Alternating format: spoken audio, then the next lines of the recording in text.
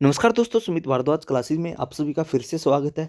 जो रीट का 2017 का पेपर हुआ था उसका हम सॉल्यूशन करेंगे और इसमें आज हम ईवीएस देखने वाले हैं। सबसे पहले इसमें जो भी एडिशनल जो इन्फॉर्मेशन बनती है क्वेश्चन के अनुसार मैंने वो सभी ऐड की हुई है, तो आपको अलग से पढ़ने की जरूरत नहीं पड़ेगी। जैसे कि 30 क्वेश्चन है पर यहाँ से आपके 100 क्वेश्चन क्लियर हो जाएंगे।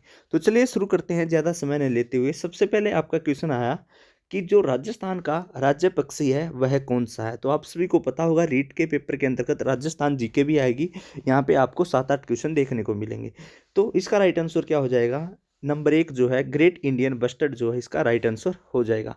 तो इसके बारे में कुछ डिटेल्स देख लेते हैं। देखिए, ग्रेट इंडियन बस्टर्ड राजस्थान का राज्य पक्षी है, मोर भारत का राष्ट्रीय पक्षी है और इसी प्रकार से क्रेन यूपी का राज्य पक्षी है और गिद्ध पक्षियों के मेहतर है। तो इस प्रकार इसके जो भी 4 ऑप्शन थे वो भी हमारे क्या साथ के साथ क्लियर हो गए हैं। नेक्स्ट क्वेश्चन आपको देखने को मिला कि निम्नलिखित में से कौन सा सही मिलान किया गया है। 4 ऑप्शन दिए गए हैं और इसमें से पूछा है कौन सा सही मिलान किया गया है। तो मैं डायरेक्ट राइट आंसर बता देता हूँ, फिर बताऊंगा इनका कौन कौन सा मिलान है। तो राइट आंसर हो जाएगा बी, भारतीय वनस्पति सर्वेक्षण जो है कलकत्ता के अंतर्गत है। तो ये राइट आंसर हो जाएगा बी। देखिए कुछ देख लेते हैं। जैसे पहला ऑप्शन उसने दिया था बॉम्बे नेचुरल हिस्ट्री सोसाइटी कहाँ पर स्थित है? मुंबई के अंतर्गत स्थित है। भारतीय वन्यजीव संस्थान कहाँ पर स्थित है? देहरादून के अंतर्गत स्थित है। और इसी प्रकार राष्ट्रीय वनस्पति अनुसंधान संस्थान कहाँ पर स्थित है? तो लखनऊ के अंतर्गत स्थित है। भारत का वानस्पतिक सर्वेक्षण कोलकाता में स्थित है और इसका उद्देश्य है पौधों के संसाधनों, वनस्पतियों और लुप्त प्राय प्रजातियों का सर्वेक्षण, अनुसंधान और संरक्षण करना है। तो इस प्रकार से जो भी आपकी जो अदर भी इंफॉर्मेशन बनती थी, जैसे कि बॉम्बे नेचुरल कहाँ पर है, भारतीय वन्यजीव संस्थान कहाँ पर है, राष्ट्रीय वनस्पति संस्थान कहाँ पर है, ये सभी आपके क्या है क्लियर हो गए हैं। तो इस प्रकार से मैं आपका हर क्वेश्चन क्या है क्लियर करके चलूंगा। नेक्स्ट क्वेश्चन है निम्नलिखित में से कौन सा अक्षय ऊर्जा का स्रोत नहीं है। सबसे पहले आपको इसके बारे में पता होना चाहिए कि यह है होता क्या है। बाद में मैं इस पे आऊंगा, पहले इसके बारे में डिटेल से बताता हूँ। देखिए यहाँ पर आपको देखने को मिलेगा कि ऊर्जा के अक्षय स्रोत वे स्रोत होते हैं जिन्हें बार बार उपयोग किया जा सकता है और उन्हें प्राकृतिक रूप से प्रतिस्थापित किया जा सकता है। तो आपको क्या पता चला कि किसको बोला जाता है? जिनको हम बार बार या दोबारा से प्रयोग कर सकते हैं वह होते हैं। तो अगर आप ऑप्शन दोगे देखोगे तो इसमें देखो किसका उपयोग हम बार से कर सकते हैं। और इसने पूछा क्या है, कौन सा नहीं है? नहीं वाला पूछा है, इसका मतलब क्या हो जाएगा? जिसका प्रयोग बार बार नहीं किया जा सकता। अगर यह बोलता अक्षय ऊर्जा कौन सा है तब तो उसका मतलब क्या होता कि जिसका बार बार प्रयोग किया जा सकता है, पर इसने पूछा नहीं वाला। तो भाई इसके बारे में हमको पता चल गया। तो सबसे पहले देख लेते हैं जो पन बिजली है हम इसका बार बार प्रयोग कर सकते हैं, ये तो है। इसी प्रकार जो वायु ऊर्जा है इसका भी हम बार बार या प्राकृतिक संसाधन के द्वारा यूज किया जा सकता है, ये भी है। सौर ऊर्जा का भी प्रयोग हम बार बार कर सकते हैं, पर जीवाश्म ईंधन का प्रयोग हम बार बार नहीं कर सकते। तो इसलिए उसने नहीं वाला ही पूछा है। तो इसका राइट आंसर क्या हो जाएगा? ए जो है राइट आंसर हो जाएगा। तो इस प्रकार से अगर आपको इनकी फुल डिटेल्स पता होगे तो आप आसानी से कर सकोगे। चलिए थोड़ी और इन्फॉर्मेशन बता देता हूं। जैसे कि सूर्य से सौर ऊर्जा ग्रहण की जाती है, पवन ऊर्जा पवन वेग से प्राप्त की जाती है, तरंग ऊर्जा समुद्र या नदी में लहरों से प्राप्त की जाती है, उच्च ज्वार और निम्न ज्वार की घटना के दौरान ज्वार ऊर्जा समुद्र में ज्वार से ही प्राप्त की जाती है और भूतापीय ऊर्जा को पृथ्वी की सतह के अंदर की गर्मी से ही प्राप्त किया जा सकता है। थोड़े समय के बाद जीवाश्म ईंधन समाप्त हो जाएगा और ऊर्जा के इन स्रोतों का पुनर्नवीकरणीय या फिर पुनः उपयोग नहीं किया जा सकता। जबकि पनजी बिजली, पवन ऊर्जा और सौर ऊर्जा के नवीकरणीय स्रोत हैं, तो इनका बार बार या दोबारा से प्रयोग किया जा सकता है। तो जो भी इसमें जो भी क्वेश्चन बनेंगे आपके वो मैंने सारे क्लियर करवा दिए हैं। फिर है इकोसिस्टम शब्द की स्थापना किसने की या किसने गढ़ा। तो देखिए यहाँ पर इसका राइट आंसर सी हो जाएगा। यहाँ पर टी आएगा, टेंसले के द्वारा क्या है इसकी इकोसिस्टम की स्थापना की गई। तो इसके बारे में बता देता हूँ, डिटेल से बताऊंगा मैं फुल थोड़ा। हाँ देखिए, एक पारिस्थितिक तंत्र एक समुदाय है जिसमें जीवित और गैर जीवित दोनों घटक शामिल होते हैं और एक दूसरे और पर्यावरण के साथ परस्पर क्रिया करते हैं। इकोसिस्टम शब्द की स्थापना या किसके द्वारा गढ़ा गया था? टेंसले के द्वारा गढ़ा गया था। पारिस्थितिक तंत्र के प्रकारों में वन, घास का मैदान, टुंड्रा या समुद्री, मीठे पानी और रेगिस्तान पारिस्थितिक तंत्र भी इसके अंतर्गत शामिल है। अगर हम पारिस्थितिक तंत्र के प्रकार की बात करें तो उसके बारे में भी एक नज़र डाल लेते हैं कि एक वन पारिस्थितिक तंत्र एक प्राकृतिक इकाई है जिसमें जानवर, पौधे और सूक्ष्म जीव शामिल हैं और पर्यावरण के अजैव घटकों के साथ उनकी परस्पर क्रिया है। इन्हें आगे समशीतोष्ण और उष्णकटिबंधीय के रूप में वर्गीकृत किया गया है। ग्रासलैंड इकोसिस्टम को स्टेप्स, सवाना और प्रेरीज में पाया जा सकता है। टुंड्रा इकोसिस्टम कम पेड़ वाले क्षेत्र हैं जो हवा और ठंडे जलवायु क्षेत्रों में पाए जाते हैं। समुद्री पारिस्थितिक तंत्र पृथ्वी पर सबसे बड़े जलीय पारिस्थितिक तंत्रों में से एक है। उनके पास उच्च नमक तत्व होता है। मीठे पानी के पारिस्थितिक तंत्र जल स्रोत, झीलों, नदियों या तालाबों आदि पाए जाते हैं। देखिए कई बार पूछ लेगा आपको, ये इंपॉर्टेंट है। ग्रासलैंड वाला इकोसिस्टम इसमें कौन कौन से पाए जाते हैं, टुंड्रा के अंतर्गत भी कौन से पाए जाते हैं, समुद्री के अंतर कौन से पाए जाते हैं, तो ये भी आपको क्या है याद कर लेने हैं। आगे देखते हैं, जो रेगिस्तान पारिस्थितिक तंत्र है वहाँ मौजूद होते हैं जहाँ कम वर्षा होती है। अगर इसी प्रकार से बात करें, हेकेल ने पारिस्थितिक शब्द दिया था और ओडुम एक पारिस्थितिक विज्ञान शास्त्री था। ठीक है भाई, अगर शब्द के बारे में पूछे दो किसने दिया था, हेकेल ने दिया था, और यह गढ़ा किसने था, तो टेंसले ने गढ़ा था। तो इसका राइट आंसर क्या हो जाएगा, सी जो इसका राइट आंसर हो जाएगा। नेक्स्ट क्वेश्चन आपको देखने को मिला कि भारत में किस स्थान पर सबसे ज्यादा अधिक वर्षा होती है। ये स्टैटिक जीके से क्वेश्चन है। अगर आपको ईवीएस देखोगे कंप्लीट तो आपको पता चलेगा कि जो राजस्थान रीट का पेपर होता है 6-7 क्वेश्चन से लेकर आपको राजस्थान जीके के मिलेंगे, 6-7 क्वेश्चन आपको क्या है स्टैटिक जीके से मिलेंगे, और 3-4 क्वेश्चन आपको ईवीएस के अंतर्गत जो साइंस के हैं, जो कॉमन क्वेश्चन होते हैं वो वे दिखने को मिलेंगे। प्रॉपर ईवीएस जो है वे क्वेश्चन आपको 10 या ही क्वेश्चन देखने को मिलेंगे। तो इसका आप सभी को पता होगा, इसका राइट आंसर क्या है, डी हो जाएगा। तो ये तो आपको पता ही है। इसके बारे में भी चलो एक दो बात बता देता हूँ। सबसे ज़्यादा इसमें औसतन जो वर्षा है यह 9,527 मिलीमीटर होती है। बेंगलोर में औसत वर्षा 776.6 मिलीमीटर होती है। मैसूर में औसत वर्षा 500 मिलीमीटर होती है। और श्रीनगर और जम्मू कश्मीर का ठंडा क्या है, शहर है। नेक्स्ट क्वेश्चन देख लेते हैं, पर्यावरण के जैविक घटक में कौन से शामिल हैं। सबसे पहले आप सभी को ये पता होना चाहिए जैविक घटक होते क्या हैं, फिर आएंगे हम क्या है इस क्वेश्चन पर। देखिए पारिस्थितिक तंत्र के दो घटकों में विभाजित किया गया है या बांटा गया है। एक होता है जैव घटक और एक होता है अजैव घटक। देखिए जैविक घटक कौन से होते हैं, वे सभी जीवित चीजें जैसे कि पौधे, जानवर, जीवाणु, ये सभी क्या उसमें शामिल होते हैं। और अजैव घटक कौन से होते हैं, जिसके अंतर्गत जल हो गया, मिट्टी हो गई, वायु हो गया, भूमि हो गया, सूर्य का प्रकाश हो गया, चट्टानें आदि सभी निर्जीव चीजें शामिल होती हैं। तो इस प्रकार से पौधे पर्यावरण का एक अजैव घटक है। तो इसने क्वेश्चन में क्या पूछा था, जैविक घटक कौन से हैं।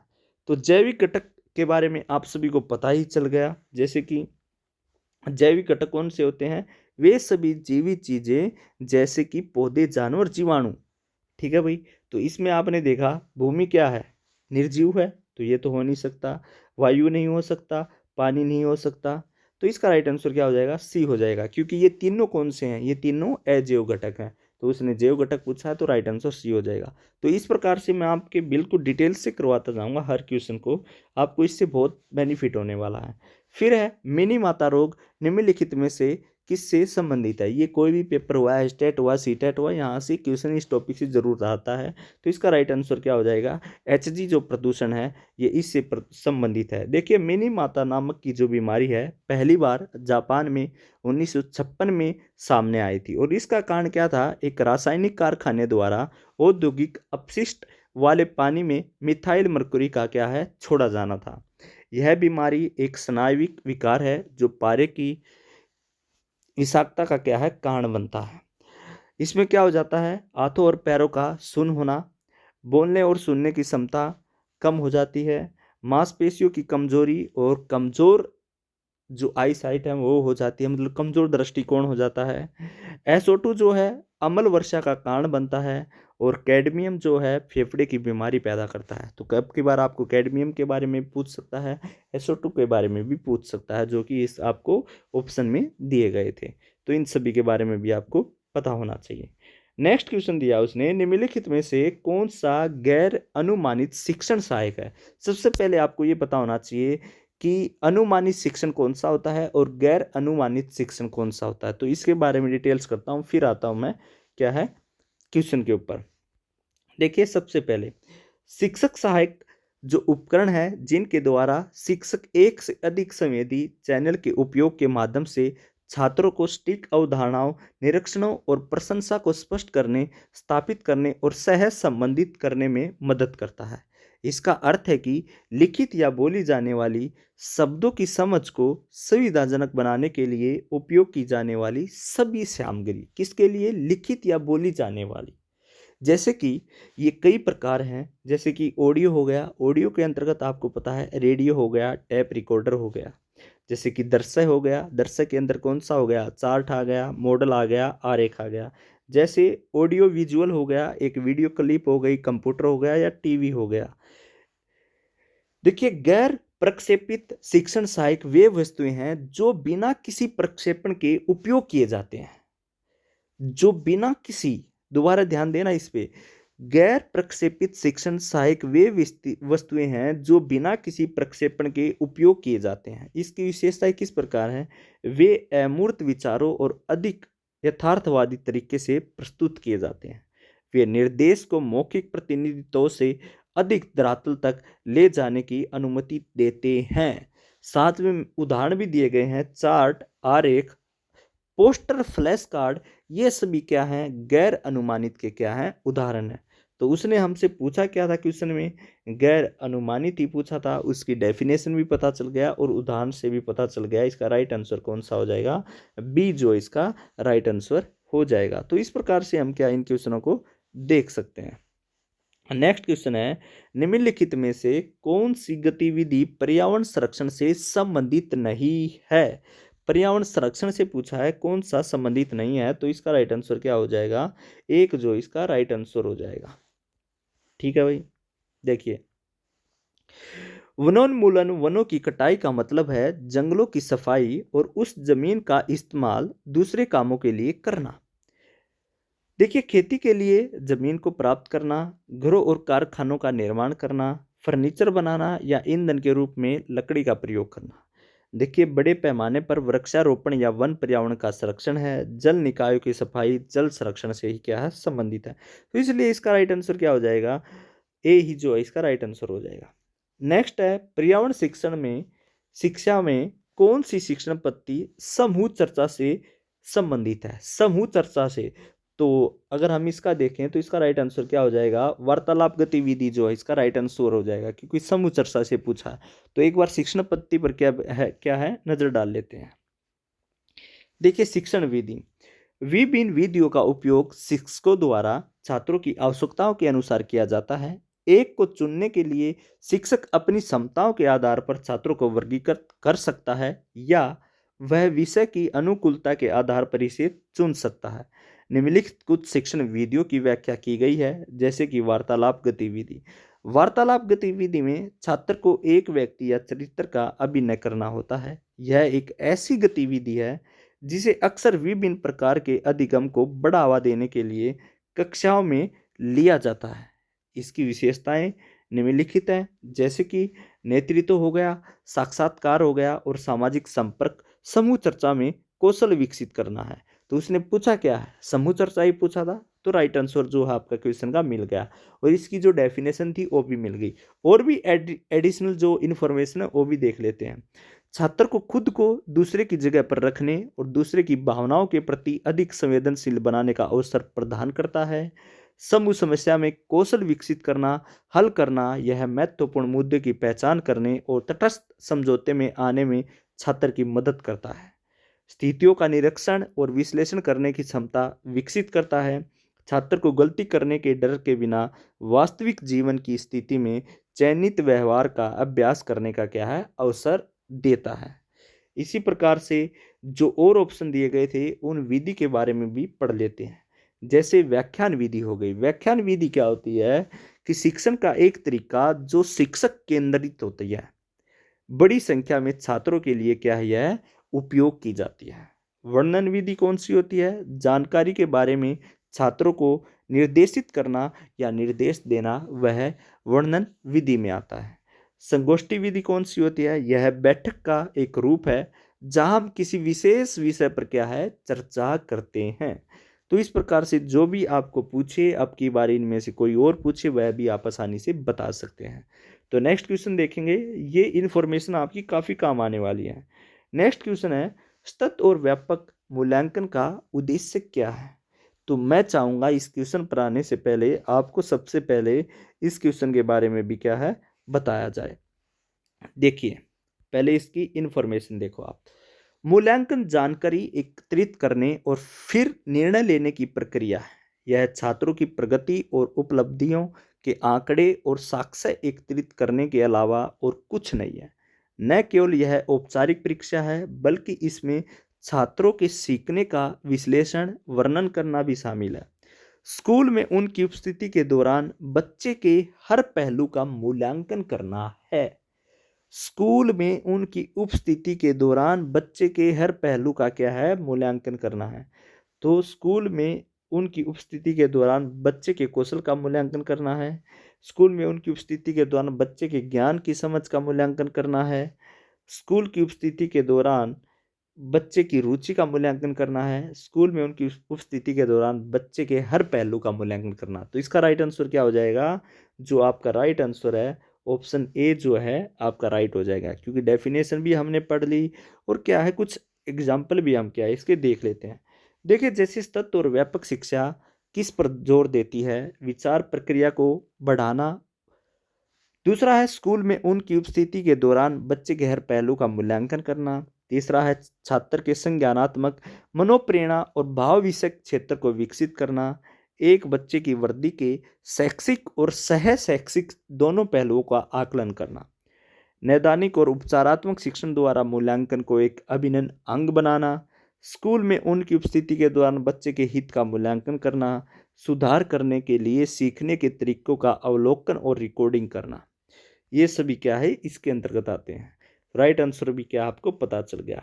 नेक्स्ट है आईईईपी का पूर्ण रूप क्या है? इससे आपको पता चल रहा होगा जो इन्वायरमेंट की जो फुल फॉर्म बनती है उससे रिलेटेड वे भी क्या है यहाँ पे पूछी गई है। तो यहाँ से भी आपको क्या है क्वेश्चन देखने को मिलेगा। सबसे पहले जो ये ऑप्शन है इनके बारे में भी मैं बताऊंगा किस किस की हैं, और आईईपीपी के बारे में भी बता देता हूँ। अगर आपसे हिंदी में पूछा जाए तो अंतर्राष्ट्रीय पर्यावरण शिक्षा कार्यक्रम हो जाएगा। इंग्लिश में उसने ऑप्शन दिए हैं तो इंटरनेशनल इन्वायरमेंट एजुकेशन प्रोग्राम जो इसका हो जाएगा। यह यूनेस्को द्वारा एक कार्यक्रम शुरू किया गया है और उसी के बारे में क्या है पूछा गया था। इसी प्रकार से यूनेस्को की भी फुल फॉर्म पूछ सकता है, United Nations Educational Scientific and Cultural Organization. WHO की भी पूछ सकता है, ये तो आप सभी को पता ही है, वर्ल्ड हेल्थ ऑर्गेनाइजेशन। फिर है यूनिसेफ की भी पूछ सकता है, United Nations International Children's Emergency Fund. और आपको यूनिफेम के बारे में भी पूछ सकता है, यूनाइटेड नेशन डेवलपमेंट फंड। तो इस प्रकार से इसका राइट आंसर भी क्या आपको पता चल गया। नेक्स्ट क्वेश्चन है, पर्यावरणीय अध्ययन अध्यापन की छात्रों की शैक्षणिक उपलब्धियों तक पहुंचने के लिए निम्नलिखित में से किस मूल्यांकन संकेतक का उपयोग नहीं किया जाना चाहिए? नहीं किया जाना चाहिए तो देखिए, सबसे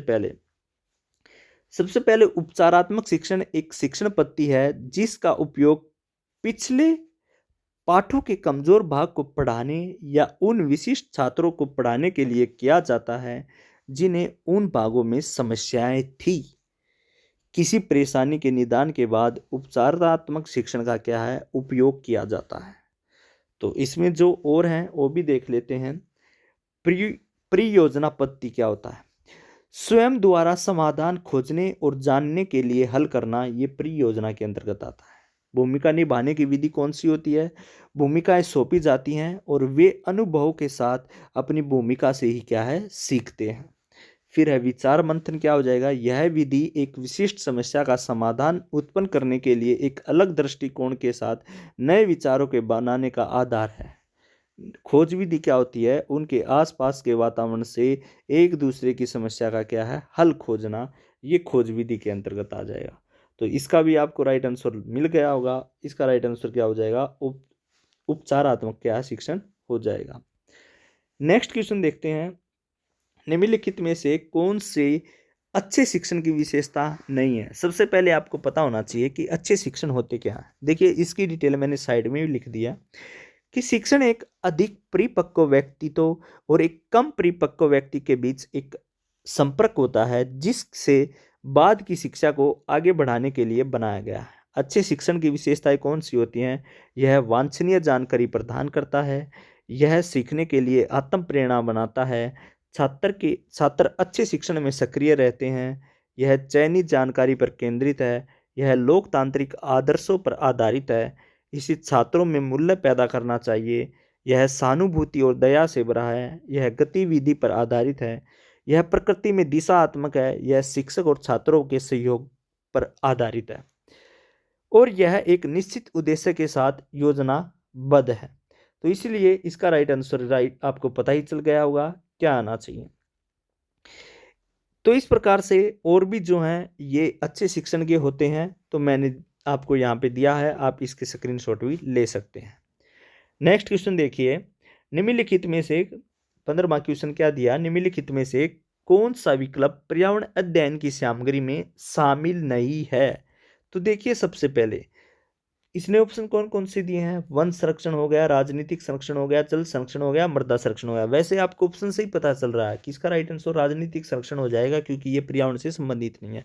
फिर भी मैं इसकी क्या है डिटेल्स आपको पूरी बताऊंगा, जो और ऑप्शन है उनके बारे में भी बताऊंगा। देखिए, राजनीतिक संरक्षण यहाँ का एक विषम शब्द है और इसका उपयोग ईवीएस की सामग्री में नहीं किया जाता है, क्योंकि यह प्राकृतिक पर्यावरण को बचाने का लक्ष्य नहीं है। तो इसी प्रकार से यह संरक्षण के लिए उपयोग करने के लिए एक उचित शब्द नहीं है। हम बात करते हैं जो बाकी 3 ऑप्शन आपके बचते हैं। सबसे पहला वन संरक्षण। वनों के संरक्षण के साथ साथ इसके संसाधन वन संरक्षण है, जो ईवीएस की प्रमुख सामग्री में से एक है। वनीकरण वन संरक्षण के लिए उठाए गए प्रमुख कदम है।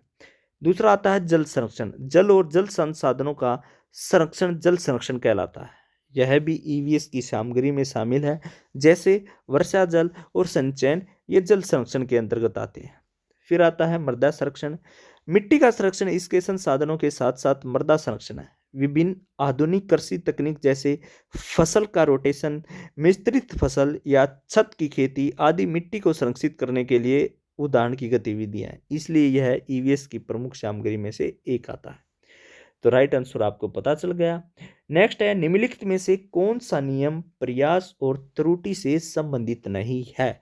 ये तो आपको अगर बुक में पढ़ा होगा तो पता चल गया होगा, वैसे मैं इसकी डिटेल आपको आराम से बताता हूँ। देखिए, सबसे पहले आपको बताता हूँ, अमेरिकी मनोवैज्ञानिक थोर्नडाइक ने परीक्षण और त्रुटि का क्या है सिद्धांत दिया था। उनके अनुसार उत्तेजना प्रतिक्रिया के बीच एक बंधन या संबंध बनाने के कारण सभी सीखने लगते हैं। एक व्यक्ति कई परीक्षण करता है, कुछ प्रतिक्रियाएं व्यक्ति को संतुष्टि नहीं देती हैं, लेकिन संतोषजनक प्रतिक्रियाएं मिलने तक वह आगे का परीक्षण करती हैं। परीक्षण और त्रुटि के सिद्धांत के आधार पर थोर्नडाइक ने कुछ कानून बनाए हैं या सिद्धांत दिए हैं। सबसे पहले दिया है तत्परता का नियम, फिर दिया है अभ्यास का नियम, फिर दिया है प्रभाव का नियम। तो ऑप्शन में कौन कौन से दिए हुए हैं? तो तत्परता का दिया है, अभ्यास का दिया है, प्रभाव का दिया है, तो पुनर्बलन का नहीं दिया है। तो राइट आंसर क्या हो जाएगा? ए जो है राइट आंसर हो जाएगा। तो जो बाकी 3 ऑप्शन बच गए उनके बारे में एक बार पढ़ लेते हैं। सबसे पहले तत्परता के नियम को देखते हैं। इसका तात्पर्य यह है कि यदि कोई कुछ सीखने के लिए तैयार नहीं है तो कोई प्रभावी ढंग से नहीं सीख सकता है। रुचि, परिपक्वता, पिछले अनुभव की आवश्यकता आदि से तत्परता आती है। अभ्यास का नियम बार बार प्रभावी शिक्षण की ओर अग्रसर होता है। परिणामों का ज्ञान इसके लिए एक आवश्यक शर्त है। प्रभाव का नियम यह उन चीजों को सीखने की स्वाभाविक प्रवृत्ति है जो खुशी और संतुष्टि देती है। तो राइट आंसर पता चल गया। थोर्नडाइक ने कौन कौन से दिए हैं ये भी पता चल गया। नेक्स्ट क्वेश्चन दिया, भारत में बाल श्रम को रोकने के लिए किस वर्ष में बाल श्रम अधिनियम पारित किया गया था? तो ये आपको क्वेश्चन पता होना चाहिए। देखिए, बाल श्रम अधिनियम 1986 में श्रम और रोजगार मंत्रालय द्वारा पारित किया गया था। बाल श्रम निषेध अधिनियम में क्या बोला गया है उसको देखते हैं। देखिए, 14 और 15 वर्ष से कम उम्र के बच्चों के रोजगार को विभिन्न अधिनियमों द्वारा प्रतिबंधित किया गया है, लेकिन बच्चों के रोजगार, व्यवसाय या प्रक्रियाओं को तय करने के लिए किसी भी कानून में कोई प्रक्रिया निर्धारित नहीं की गई है। तदनुसार इस विषय पर एक व्यापक कानून बनाने और इस उद्देश्य को प्राप्त करने के लिए बाल श्रम विधेयक संसद में पेश किया गया था। बाल श्रम विधेयक 1986 को संसद के दोनों सदनों द्वारा पारित होने के बाद 23 दिसंबर 1986 को राष्ट्रपति द्वारा स्वीकार कर लिया गया था। इसे संविधान में बाल श्रम विधेयक 1986 के रूप में क्या है लिखा गया था। यहाँ शब्द बाल का अर्थ है एक व्यक्ति जिसने अपनी उम्र के 14 वर्ष पूरे नहीं किए। तो इसका राइट आंसर आपको पता चल गया। कानूनी तौर पर भारत में लड़कियों और लड़कों के विवाह की न्यूनतम आयु क्या है? मैंने पहले ही बताया था। स्टैटिक जीके जो हो गया 6-7 क्वेश्चन दिए हैं, राजस्थान जीके क्या हो गया 6-7 क्वेश्चन दिए हैं, जो प्रॉपर ईवीएस के क्वेश्चन हो गए वो भी 6-7 ही देखने को मिल रहे हैं आपको। तो इसका आप सभी को पता है, लड़कियों की एज कितनी होनी चाहिए, लड़कों की कितनी एज होनी चाहिए, 18 और 21 होनी चाहिए। तो इसका राइट आंसर क्या है? बी जो है राइट आंसर हो जाएगा। इसके बारे में भी डिटेल्स देख लेते हैं थोड़ी ही। कानूनी तौर पर बाल विवाह अधिनियम के अनुसार लड़कों के लिए विवाह की आयु 21 वर्ष रखी गई है और लड़कियों के लिए विवाह की आयु 18 वर्ष रखी गई है। वोट डालने की कानून आयु सभी के लिए 18 वर्ष है, लड़का हो या लड़की। नेक्स्ट है, राजस्थान जी कैसे क्वेश्चन देखने को मिला। राजस्थान की जो वस्त्र नगरी है वह किसको कहा गया? इसके बारे में थोड़ा डिटेल से बताऊंगा मैं। कपड़ा कंपनियों की सबसे अधिक संख्या और सबसे अधिक उत्पादन के कारण भीलवाड़ा को राजस्थान की वस्त्र नगरी कहा गया है। ऊनी और अन्य कपड़े को पुनः पहनने योग्य बनाने के लिए वैश्विक केंद्र के कारण पानीपत को कोस्ट ऑफ कैपिटल के रूप में भी जाना जाता है। तो राइट आंसर क्या हो जाएगा? वस्त्र नगरी किसको कहा गया है? भीलवाड़ा को। तो राइट आंसर क्या हो जाएगा इसका? भीलवाड़ा जो है राइट आंसर हो जाएगा। जो बच्चे राजस्थान से बिलोंग करते हैं उनको वैसे भी राजस्थान जी के पता होगा। नेक्स्ट है, मादक दवाओं की लत को नियंत्रित करने के लिए आमतौर पर इस्तेमाल की जाने वाली दवा कौन सी है? देखिए, एस्कॉर्बिक अम्ल का उपयोग आमतौर पर मादक दवाओं की लत को नियंत्रित करने के लिए किया जाता है, क्योंकि इसमें विटामिन सी भरपूर मात्रा में क्या है पाया जाता है। फिर हम जो और ऑप्शन है उन पे बात कर लेते हैं। जैसे एक ऑप्शन आपको दिया था पेथिडिन और कोकीन। पेथिडिन, कोकीन और साथ ही फोलिक अम्ल को मादक दवाओं के रूप में माना जाता है। हालांकि उनमें से कुछ का उपयोग कभी कभी विभिन्न रोगों के लिए दवा के रूप में किया जाता है। जैसे पेथिडिन का उपयोग दर्द निवारक के रूप में किया जाता है।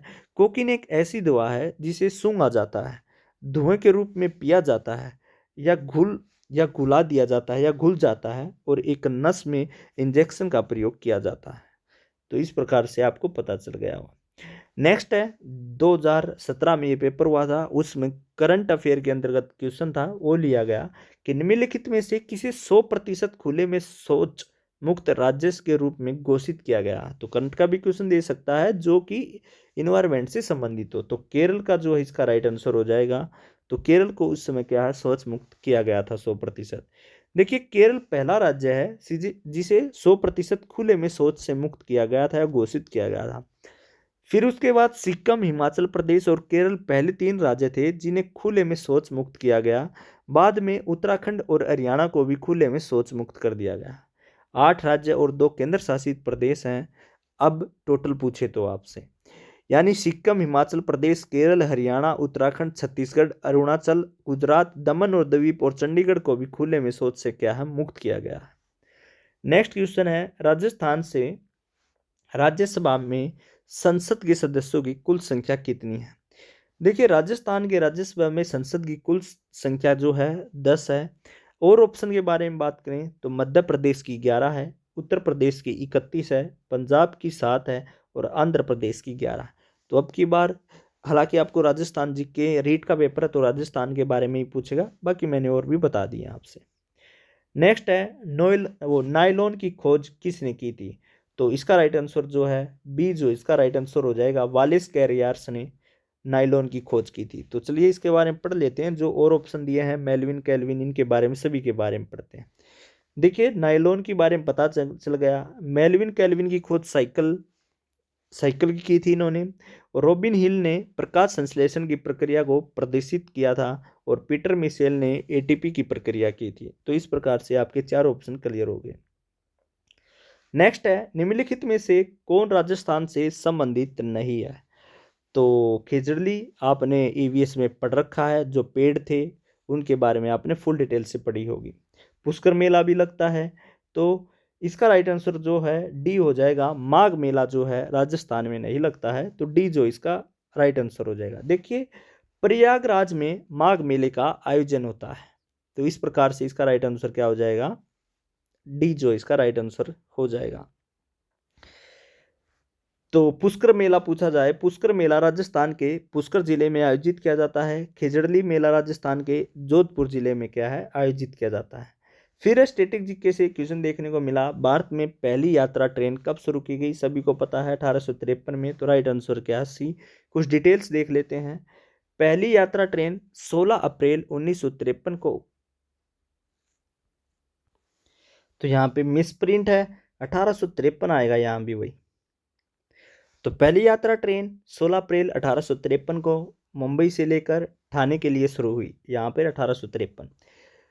इसकी कुछ महत्वपूर्ण तथ्य जान लेते हैं। भारत की सबसे तेज ट्रेन नई दिल्ली भोपाल शताब्दी है। सबसे लंबा रूट 4286 किलोमीटर का है, जो विवेक एक्सप्रेस है, जिसे तय करने में 82 घंटे और 30 मिनट का समय लगता है।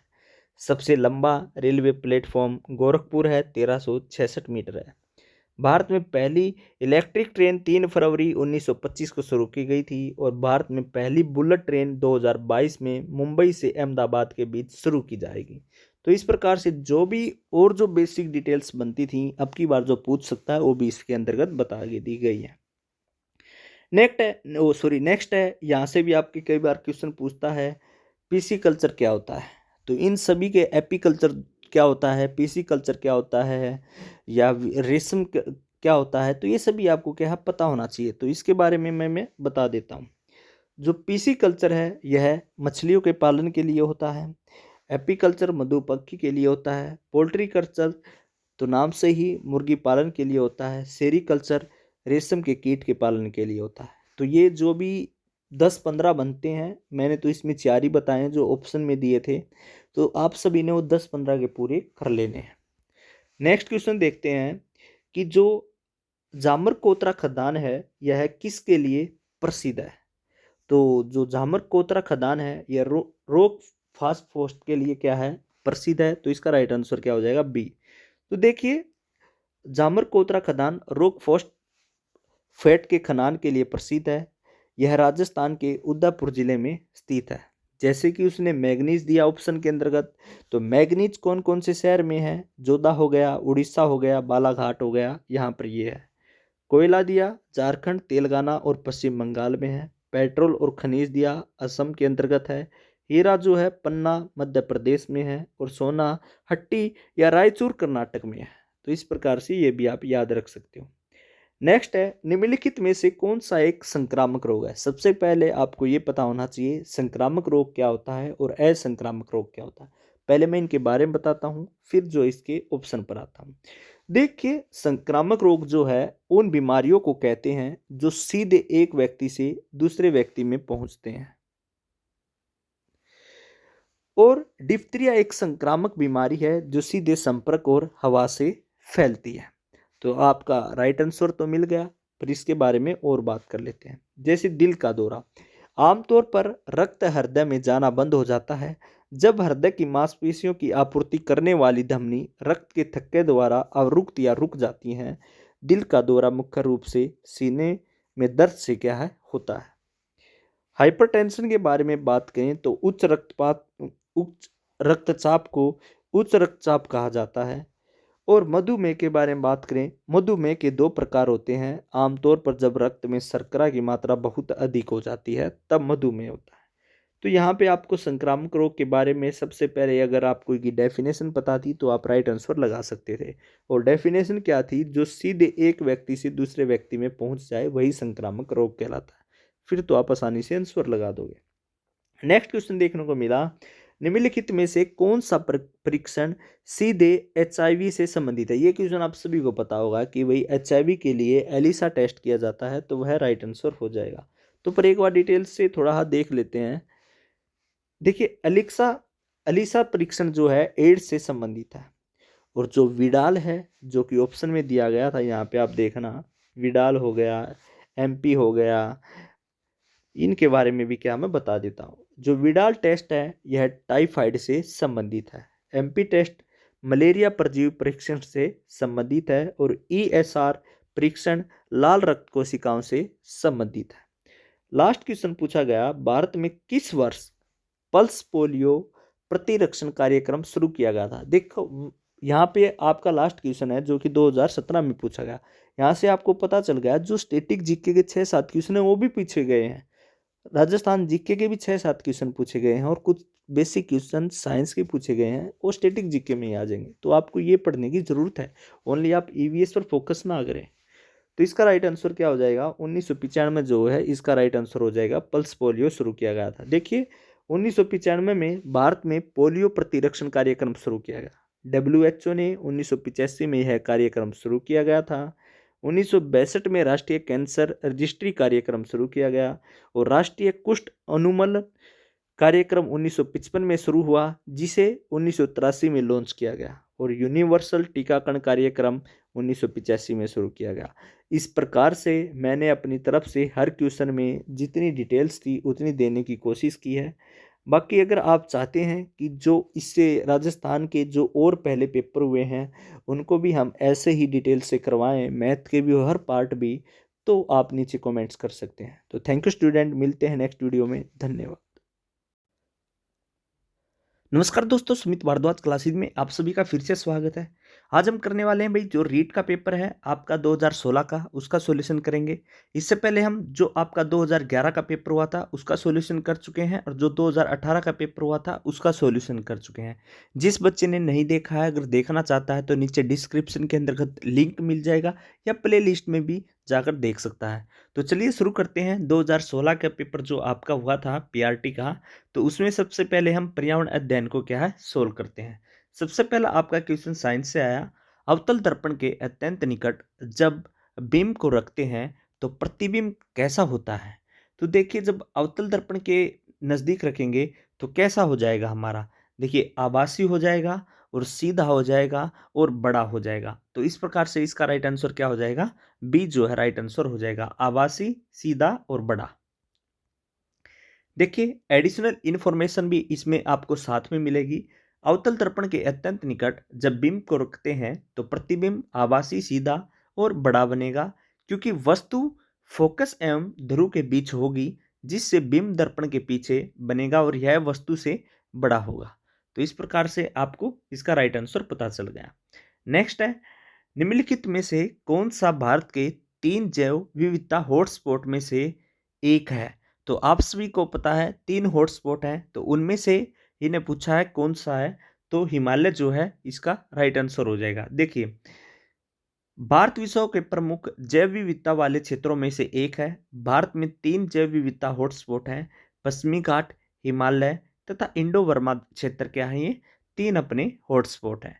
नेक्स्ट है, राजस्थान का राज्य पशु कौन सा है? आप सभी को पता ही है, ऊंट है, और इसको रेगिस्तान का क्या है, जहाज भी बोला जाता है। तो इसका भी राइट आंसर आपको पता चल गया होगा। निम्नलिखित में से कौन सा कथन सही है? 4 ऑप्शन आपके सामने दिए गए हैं और बोल रहा है कौन सा कथन क्या है इसमें से सही है। तो देखिए जो बोला उसने कि धातुएं तन्य होती हैं, तो आप सभी को पता है कि उनकी पतली तार या चादर जैसी बनाई जा सकती हैं। तो इसलिए इसका राइट आंसर क्या हो जाएगा? सी जो इसका राइट आंसर हो जाएगा। देखिए सामान्यतः धातुएं तन्य होती है, परंतु सभी धातुएं तन्य नहीं होती है, और तन्यता धातुओं के प्रमुख गुणों में क्या है, शामिल है। तो इसलिए इसका राइट आंसर क्या रहेगा? सी जो इसका राइट आंसर रहेगा। नेक्स्ट है, वायु प्रदूषण का कौन सा स्रोत नहीं है? देखिए, वाहन जो होता है, वाहनों से जो धुआं निकलता है उससे वायु प्रदूषण होता है, तो पहला ऑप्शन तो हो नहीं सकता।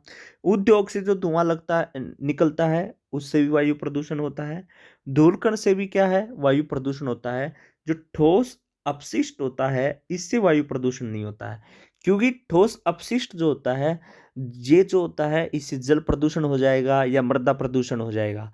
तो ये जल प्रदूषण और मृदा प्रदूषण के अंतर्गत आता है, तो इसलिए इसका राइट आंसर क्या हो जाएगा, सी हो जाएगा। ये वायु प्रदूषण के अंतर्गत नहीं आता है। ठीक है भाई।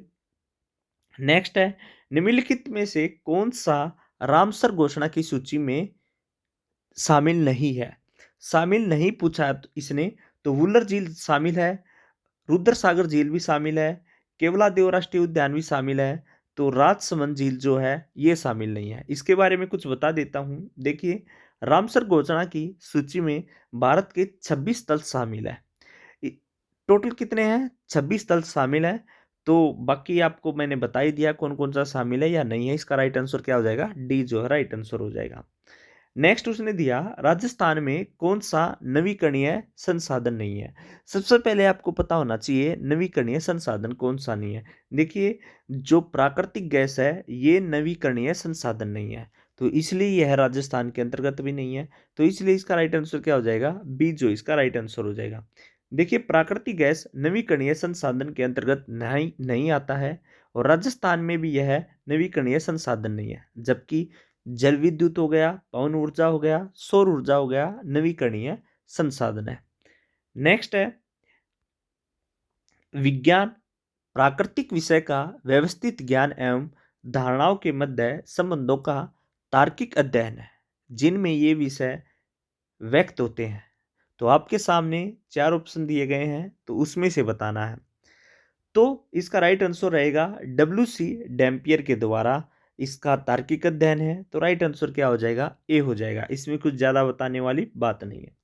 नेक्स्ट है, निम्नलिखित में से किस में उद्यान कृषि का अध्ययन किया जाता है? ये भी आप सभी को पता ही होगा, हॉर्टिकल्चर जो है इसके अंतर्गत इसका अध्ययन किया जाता है। तो राइट आंसर क्या हो जाएगा, बी हो जाएगा। देखिए, व्यापारिक स्तर पर किया जाने वाला विभिन्न फलों का उत्पादन या उद्यान कृषि ही हॉर्टिकल्चर कहलाता है। इसके अंतर्गत फल हो गया, सब्जी हो गया, कंदमूल फसलें हो गई, फूल हो गया, चिकित्सीय हो गया, या पौधे हो गए, मसाले हो गए, बागवानी फसलें हो गई, ये सभी क्या है, इसी के अंतर्गत आते हैं। तो इसलिए इसका राइट आंसर क्या हो जाएगा, बी जो इसका राइट आंसर हो जाएगा भाई। नेक्स्ट है, निम्नलिखित में से कौन सा प्राथमिक स्तर पर विज्ञान शिक्षण का वांछित उद्देश्य है? किस पर बोला उसने, प्राथमिक स्तर पर विज्ञान शिक्षण का। तो देखिए, पहला ऑप्शन विज्ञान के तथ्यों और सिद्धांतों एवं इसके अनुप्रयोगों को जानना, ये तथ्य बिल्कुल ठीक है। प्राकृतिक जिज्ञासा होना किसी के अंतर्गत, ये भी। और विज्ञान एवं प्रौद्योगिकी में सृजनात्मक का पोषण होना, ये तथ्य भी ठीक है। ईमानदारी हो गया, सत्यनिष्ठा हो गया, या स्वेग के मूल्य को आत्मसात करना, ये भी क्या है, ठीक है। तो इसी प्रकार से उपरोक्त सभी जो हमारा राइट आंसर हो जाएगा। नेक्स्ट है, पर्यावरण अध्ययन के अधिगम का सिद्धांत कौन सा है? उसने बोला है पर्यावरण अध्ययन के, तो आवश्यकता का सिद्धांत ये भी है, उपयोगिता का सिद्धांत ये भी है, जीवन से संबंधित होने का सिद्धांत ये भी है। तो इसका राइट आंसर क्या हो जाएगा, डी जो इसका राइट आंसर हो जाएगा भाई। नेक्स्ट है, कौन सी गैस ग्लोबल वार्मिंग के लिए उत्तरदायी है? तो आप सभी को पता ही होगा ग्लोबल वार्मिंग के लिए कौन सी उत्तरदायी है। अगर हम इन ऑप्शन को देखें तो इसमें ग्लोबल वार्मिंग के लिए मीथेन भी होता है और कार्बन डाइऑक्साइड भी होता है, दोनों होता है। पर इसमें अगर हम ज़्यादा देखें तो कार्बन डाइऑक्साइड जो है हमारा राइट आंसर हो जाएगा, अगर इसमें से लेंगे, नहीं तो ये दोनों होते हैं। तो देखिए, इसके बारे में कुछ डिटेल्स में बता ही देता हूँ। देखिए, इनमें कार्बन डाइऑक्साइड CFC, जिसको हम क्लोरोफ्लोरोकार्बन बोलते हैं, या मीथेन हो गया, या नाइट्रस ऑक्साइड हो गया, ये सभी गैसें ग्लोबल वार्मिंग के अंतर्गत आती हैं। लेकिन सबसे प्रमुख कारण CO2 या कार्बन डाइऑक्साइड है। इसलिए जो ऑप्शन दिए गए हैं उनमें से अगर सरकार राइट मानती है तो कार्बन डाइऑक्साइड को मान सकती है, अन्यथा दोनों आपकी ठीक भी मान सकती है। नेक्स्ट है, परियोजना विधि में कितने मुख्य सोपान प्रयुक्त होते हैं? तो वही परियोजना विधि के अंतर्गत 6 होते हैं। तो कौन कौन से होते हैं ये भी मैं आपको बता देता हूँ। देखिए, सबसे पहला स्थिति प्रदान करना, प्रोजेक्ट का चयन करना, प्रोजेक्ट बनाना, योजना का क्रियान्वयन करना या मूल्यांकन करना या रिकॉर्ड करना, ये सभी किसके अंतर्गत आते हैं? परियोजना विधि के सोपान के अंतर्गत आते हैं। नेक्स्ट पूछा गया, छोटी कक्षाओं में पर्यावरण अध्ययन विषय में रुचि उत्पन्न करने के लिए पढ़ाने का तरीका किस प्रकार का होना चाहिए? आगमन का होना चाहिए, रटने का होना चाहिए, निगमन का होना चाहिए या मनोरंजन एवं खेल का होना चाहिए? बेसिक क्वेश्चन था, तो भाई छोटी कक्षा के जो बच्चे हैं उनको हमने मनोरंजन के साथ और खेल खेल में उनको सिखाना चाहिए या पढ़ाना चाहिए। तो राइट आंसर क्या हो जाएगा? बी जो हमको राइट आंसर हो जाएगा। नेक्स्ट है, विशिष्ट से सामान्य का सिद्धांत निम्नलिखित में से किस में प्रयोग होता है? तो भाई विशिष्ट से सामान्य की तरफ जा रहे हैं, तो ये हमको किसके अंतर्गत होता है? आगमन विधि के अंतर्गत होता है। तो देखिए इसके अंतर्गत देख लेते हैं। विशिष्ट से सामान्य का सिद्धांत आगमन विधि से संबंधित है। इस विधि में प्रत्यक्ष अनुभव या उदाहरणों तथा प्रयोगों का अध्ययन कर नियम निकाले जाते हैं तथा ज्ञात तथ्यों के आधार पर उचित सूझबूझ से निर्णय लिया जाता है। तो राइट आंसर कौन सा हो जाएगा भाई? आप सभी को पता ही गया, आगमन विधि हो जाएगा। नेक्स्ट क्वेश्चन है, कौन सी प्रक्षेपित सामग्री है? तो अगर चार ऑप्शन दिए जाएं, इसके अंतर्गत OHP जो है ये हमारी प्रक्षेपित सामग्री के अंतर्गत आता है। तो इसका राइट आंसर क्या है? बी हो जाएगा। देखिए OHP शिक्षण प्रक्रिया में प्रक्षेपित सामग्री है, जबकि बुलेटिन बोर्ड हो गया, प्रतिमान हो गया व फ्लैनन बोर्ड हो गया, ये हमारी प्रक्षेपित सामग्री के अंतर्गत नहीं आते हैं। नेक्स्ट क्वेश्चन पूछा गया उसने, अच्छे प्रश्न पत्र की क्या विशेषता होनी चाहिए? देखिए जो अच्छा प्रश्न पत्र होता है वो हमारा विश्वसनीयता भी होना चाहिए और वैधता भी होना चाहिए, ये दोनों होने चाहिए। तो इस प्रकार से राइट आंसर क्या हो जाएगा? सी जो हमारा राइट आंसर हो जाएगा। देखिए यहाँ पे इसके बारे में कुछ बता देते हैं। अच्छे प्रश्न की प्रमुख विशेषता उसकी वैधता व विश्वसनीयता होती है। प्रश्नों का मुख्य उद्देश्य शिक्षार्थियों को अपने विचार प्रकट करने का अवसर देना होना चाहिए और उनकी जानकारी की भी जांच करना नहीं है। तो इसका राइट आंसर आपको पता चल गया होगा। नेक्स्ट है, ये क्वेश्चन हमने इस प्रकार का क्वेश्चन हर पेपर में देखा। हमने 2011 का पेपर सोल्व किया, उसके अंतर्गत भी देखने को मिला, 2018 का पेपर सोल्व किया, उसके अंतर्गत भी। भारत में बाल विवाह निरोध अधिनियम किस वर्ष पारित किया गया था? तो चलिए इसके बारे में पहले बता देता हूं। देखिए भारत में बाल विवाह निरोध अधिनियम 2006 में पारित किया गया था।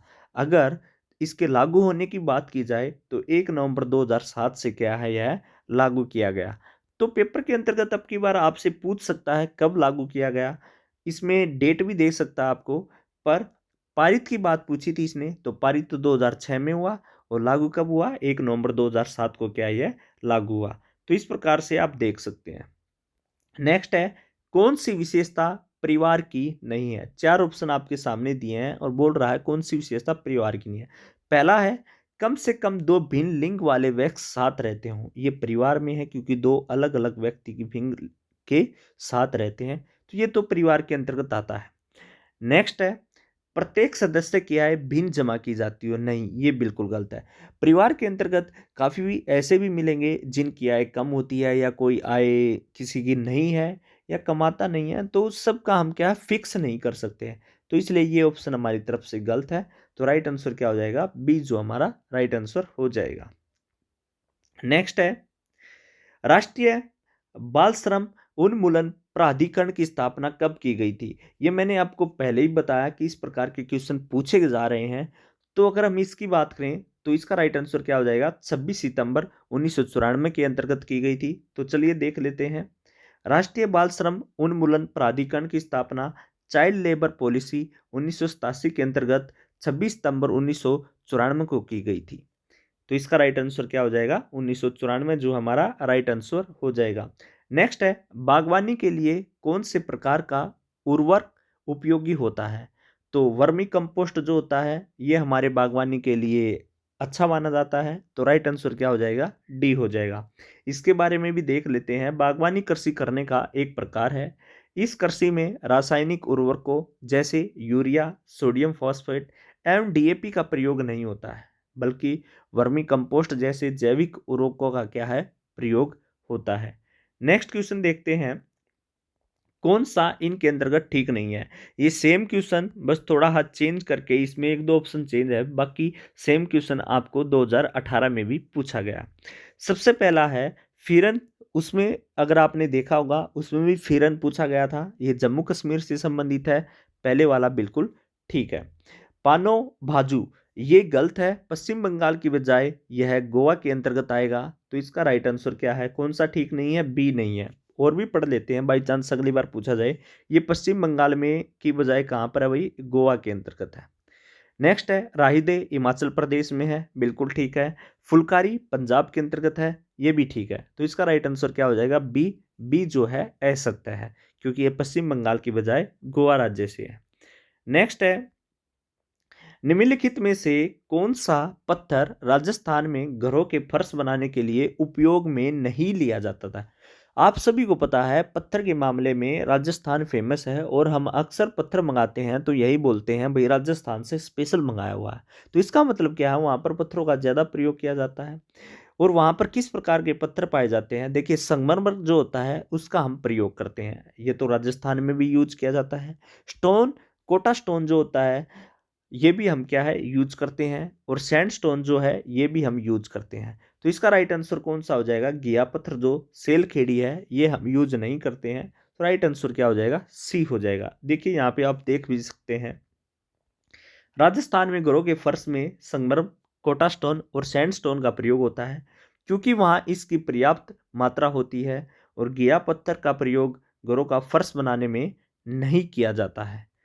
तो नेक्स्ट देखते हैं राजस्थान के कुल लोकसभा सदस्यों की संख्या है, तो 25 है, तो राइट आंसर क्या हो जाएगा, बी हो जाएगा। देखिए भारतीय संविधान के अनुसार सदन में सदस्यों की अधिकतम संख्या 552 हो सकती है। प्रत्येक राज्य में सीटों की संख्या का आवंटन उस राज्य की जनसंख्या के अनुसार ही क्या है होता है। राजस्थान के राज्य की कुल लोकसभा सदस्यों की संख्या 25 है भाई। नेक्स्ट है, नेक्स्ट पूछा आपसे कि कौन सा सुमिलित नहीं है या मिलान ठीक नहीं है।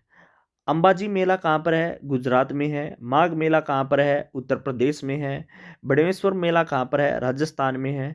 नन्ना देवी मेला असम के अंतर्गत नहीं है, तो जो सी हमारा राइट आंसर हो जाएगा। देखिए यहाँ पर देख सकते हैं जो नैना देवी मेला है ये हिमाचल प्रदेश के बिलासपुर जिले में लगता है, जबकि अंबाजी मेला गुजरात में, और माघ मेला उत्तर प्रदेश में, और बड़ेश्वर मेला जो है राजस्थान के अंतर्गत लगता है। तो इस प्रकार से आपका राइट आंसर क्या कहाँ कौन सा हो जाएगा, ये आपका गलत रहेगा।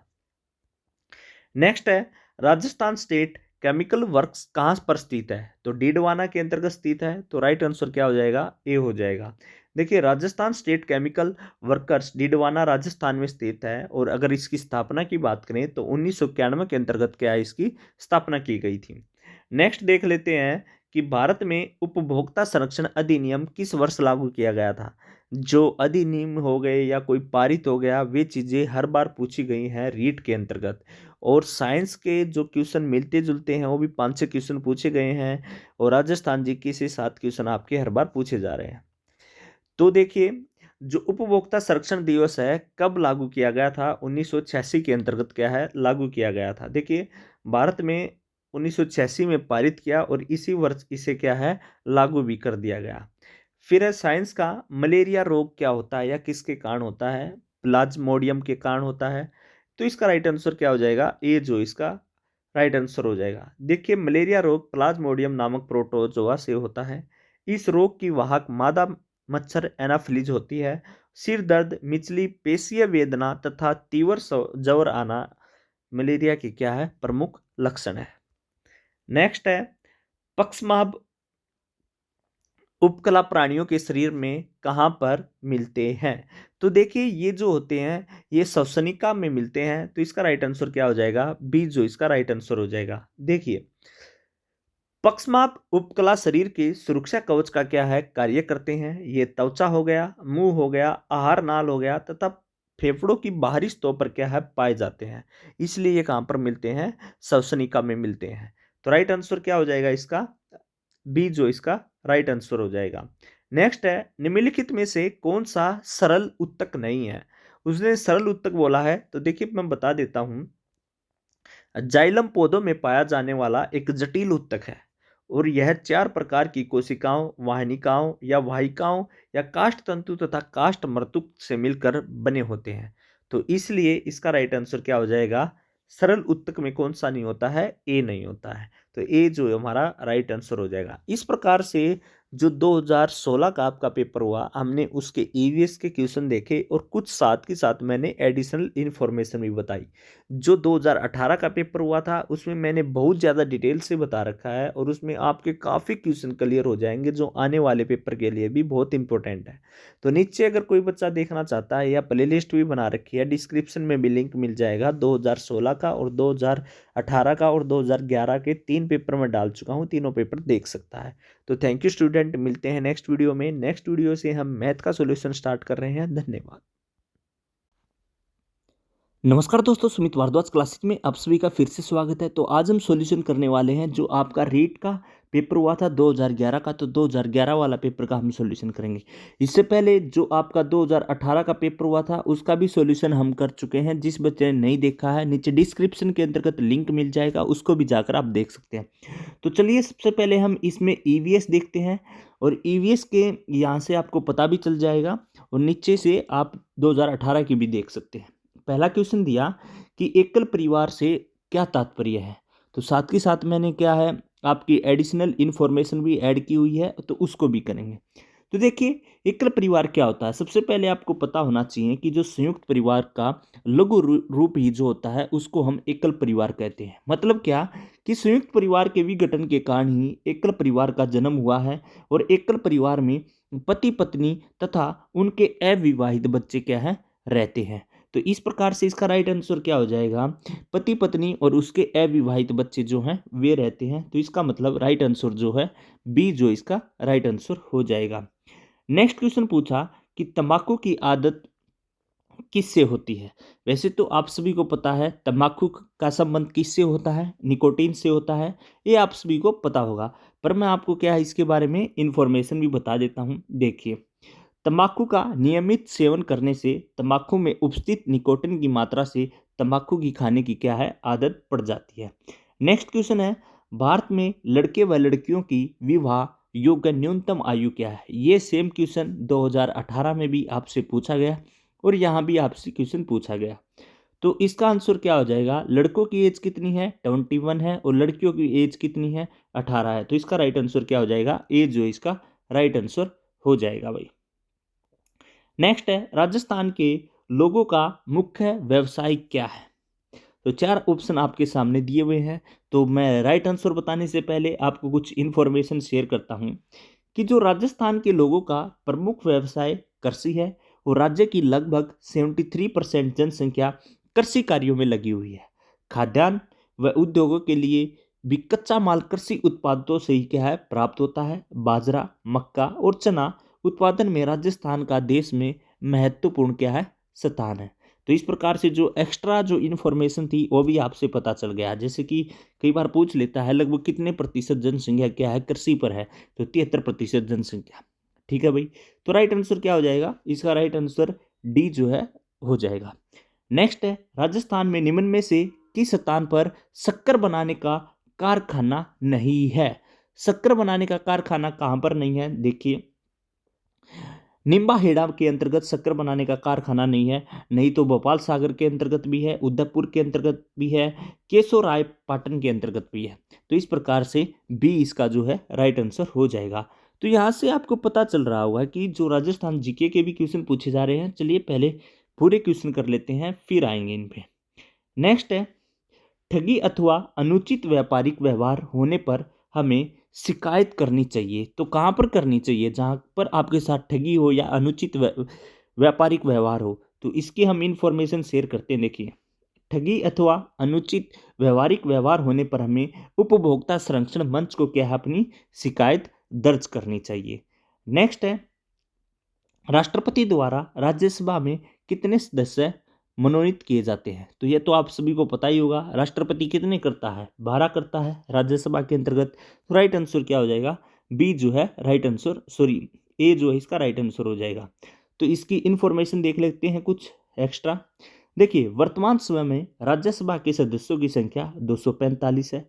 इनमें से 12 सदस्य राष्ट्रपति द्वारा मनोनीत किए जाते हैं। ये ऐसे व्यक्ति होते हैं जिन्हें कला, साहित्य, विज्ञान, समाज सेवा या सहकारिता के क्षेत्र में विशेष ज्ञान या अनुभवी होते हैं।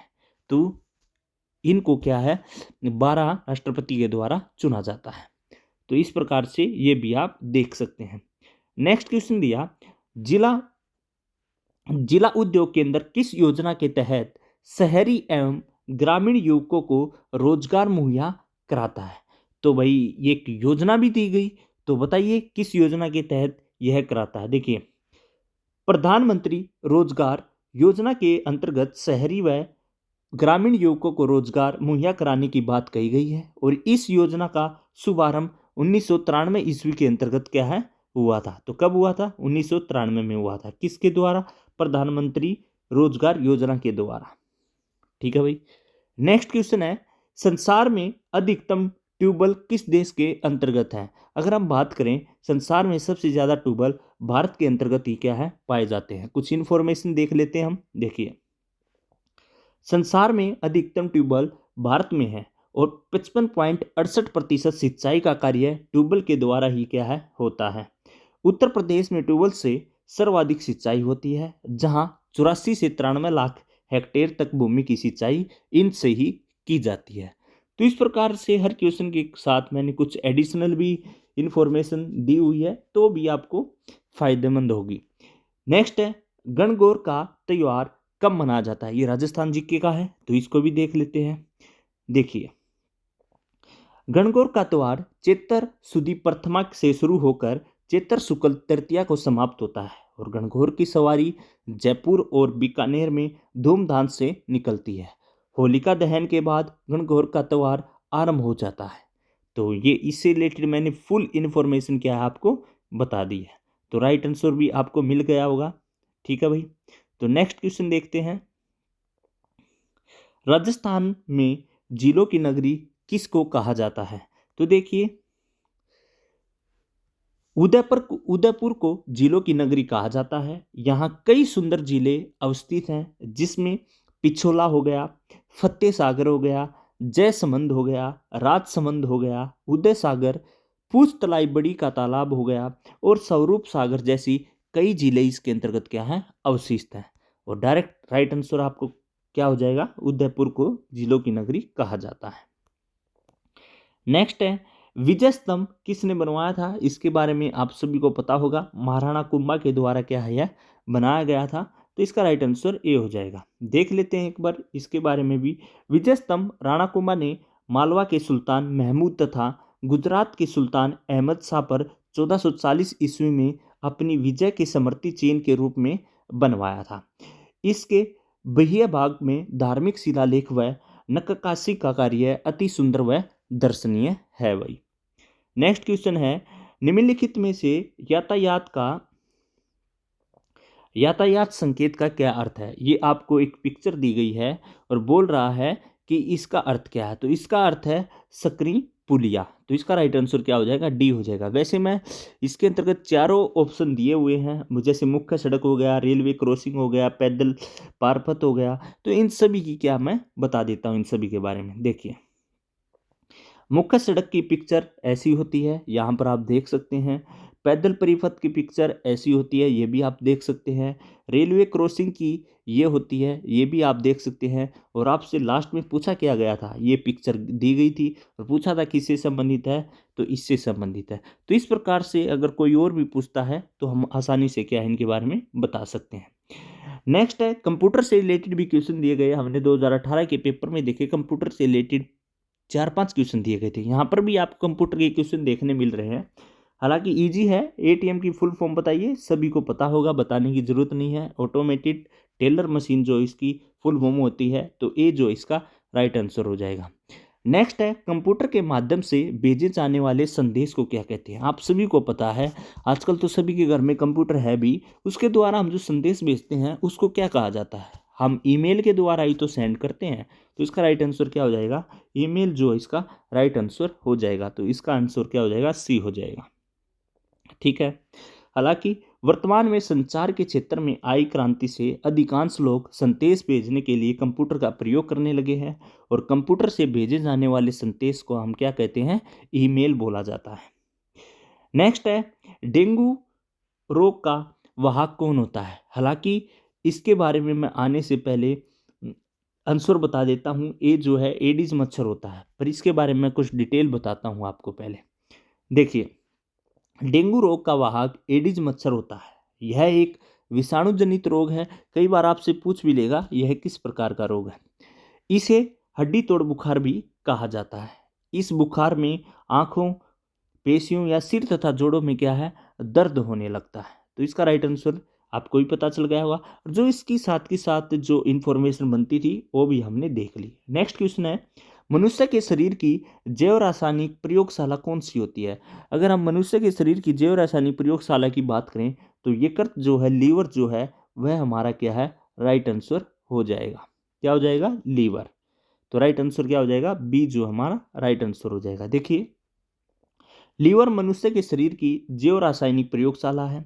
लीवर कोशिकाएं आवश्यकता से अधिक अमीनो अम्लों तथा रुधिर की अमोनिया को यूरिया में परिवर्तित करके उत्सर्जन में मुख्य भूमिका निभाता है। तो इसके बारे में भी आपको पता चल गया।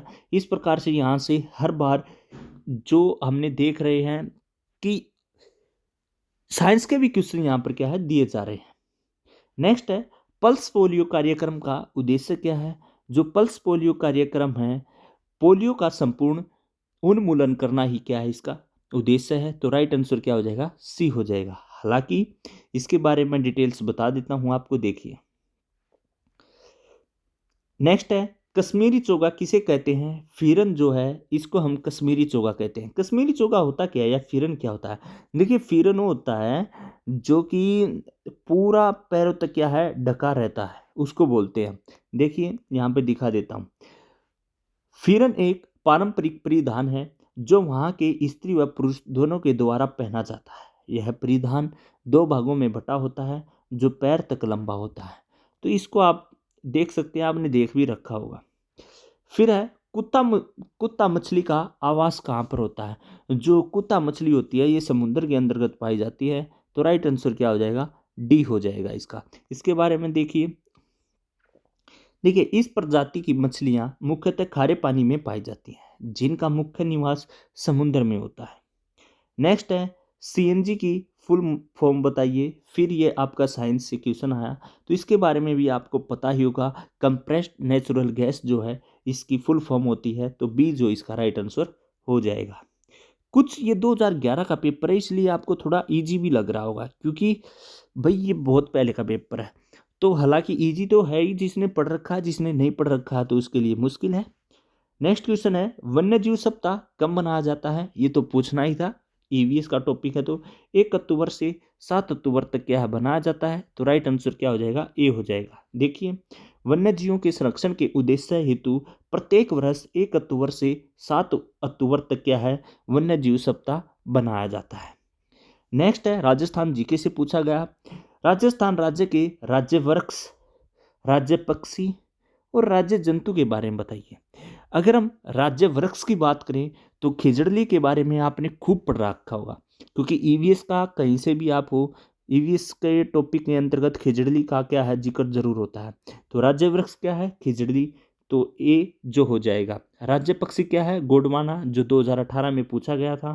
तो ये इसका राइट हो जाएगा। राज्य जंतु क्या है, चिंकारा, ये इसका राइट हो जाएगा। तो इस प्रकार से ए जो इसका राइट आंसर हो जाएगा। नेक्स्ट है भाई, पदार्थ की किस अवस्था में अणुओं के मध्य की दूरी न्यूनतम होती है। तो देखिए, सबसे पदार्थ की किस अवस्था में अणुओं के मध्य की दूरी, अगर हम इनका क्रम देखें तो क्रम क्या होता है। देखिए, इनका क्रम होता है ठोस, द्रव और गैस। ये होता है भाई इनका क्रम। तो सबसे न्यूनतम पूछिए तो सबसे न्यूनतम कौन हो जाएगा, ठोस हो जाएगा। तो राइट आंसर क्या हो जाएगा, ए हो जाएगा। देखिए, ठोसों में अणुओं के मध्य की दूरी न्यूनतम होती है, इसलिए इनका आयतन तथा आकार निश्चित होता है। पदार्थ की तीनों अवस्थाओं में अणुओं के मध्य की दूरी का क्रम इस प्रकार से है, ठोस, द्रव और गैस। तो ये आप क्या है आसानी से देख सकते हैं। नेक्स्ट है, कौन सा राज्य टाइगर स्टेट के नाम से जाना जाता है? ये तो आप सभी को पता ही होगा। टाइगर स्टेट के नाम से किसको जाना जाता है? मध्य प्रदेश को जाना जाता है। और यहाँ पर लगभग 1000 से ज़्यादा क्या है आपको टाइगर मिल जाएंगे। तो इसका राइट आंसर क्या हो जाएगा? डी हो जाएगा। नेक्स्ट है, निम्नलिखित में से किसका वेग अधिकतम होता है? अगर इनकी बात करें तो इनमें से सबसे ज़्यादा वेग किसका होता है? प्रकाश का होता है। इस पर आने से पहले मैं इसके बारे में आपको कुछ इन्फॉर्मेशन बताना चाहता हूँ। देखिए, प्रकाश का वेग लगभग 3 × 10⁸ मीटर प्रति सेकंड होता है निर्वात में। वायु तथा निर्वात में प्रकाश की चाल सबसे अधिक होती है। सूर्य प्रकाश को पृथ्वी तक पहुंचने के लिए, सूर्य के प्रकाश को जमीन तक आने के लिए आप सभी को पता है कितना समय लगता है? 8 मिनट 19 सेकंड का क्या है समय लगता है। सौर सेल द्वारा किस ऊर्जा को विद्युत ऊर्जा में बदला जा सकता है? तो इसका राइट आंसर क्या हो जाएगा? सी जो है प्रकाश ऊर्जा, जो इसका राइट आंसर हो जाएगा इसका भी भाई। कैसे देख लेते हैं। देखिए, सौर सेल एक ऐसी युक्ति है जो प्रकाश ऊर्जा को एकत्रित करके उसे विद्युत ऊर्जा में परिवर्तित कर देती है। इसका उपयोग कैलकुलेटर हो गया, घड़ी हो गया या आदि यंत्रों के द्वारा या यंत्रों में किया जाता है। तो यहाँ से साइंस के क्वेश्चन आपको दिखने को मिल रहे होंगे, 7-8 क्वेश्चन साइंस के जरूर मिल रहे हैं आपको। नेक्स्ट है, हवा में सर्वाधिक मात्रा में पाई जाने वाली गैस कौन सी है? हालांकि इसका आप सभी को पता है, फिर भी मैं आपको इसके बारे में इंफॉर्मेशन दूंगा। देखिए, हवा में विभिन्न गैसों का मिश्रण, नाइट्रोजन कितनी होती है? 78.07% होती है। ऑक्सीजन कितनी होती है? 20.93% होती है। कई बार इसको 21% भी लिखा मिल जाएगा। कार्बन डाइऑक्साइड कितनी होती है? ये भी आपको पता चल गया। और आर्गन कितनी होती है? 0.93 जो है ये परसेंट होती है। हालांकि कार्बन डाइऑक्साइड ये यहाँ पर क्या है गलत है भाई, ठीक है। कार्बन डाइऑक्साइड यहाँ पे मिस प्रिंट है। नेक्स्ट देख लेते हैं। नेक्स्ट है, ऊर्जा का नवीकरणीय स्रोत क्या है? तो ऊर्जा का नवीकरणीय स्रोत, सबसे पहले आपको पता होना चाहिए नवीकरणीय क्या होता है। देखिए, नवीकरणीय ऊर्जा ये ऊर्जा के वे स्रोत हैं जिनका प्राकृतिक रूप से दोबारा से प्रयोग कर सकते हैं या जिनका मानवीय प्रयासों से पुनर्स्थापना किया जा सकता है, जैसे सौर ऊर्जा, पौधे, गोबर गैस। ये क्या है? ऊर्जा के नवीकरणीय स्रोत है। तो इसका राइट आंसर क्या हो जाएगा? पौधे जो इसका राइट आंसर हो जाएगा। ओजोन परत मिलती है, तो ओजोन परत किस में मिलती है? तो इसके बारे में तो आपको पूरा होना चाहिए, यहाँ से टॉपिक आता है। देखिए, ओजोन परत स्ट्रेटोस्फेयर में मिलती है। स्ट्रेटोस्फेयर को हम समताप मंडल भी बोलते हैं और समताप मंडल की ऊंचाई 18 से 32 किलोमीटर तक होती है। इसमें ताप समान रहता है और इस मंडल में वायुयान उड़ाने की आदर्श दशा क्या है पाई जाती है।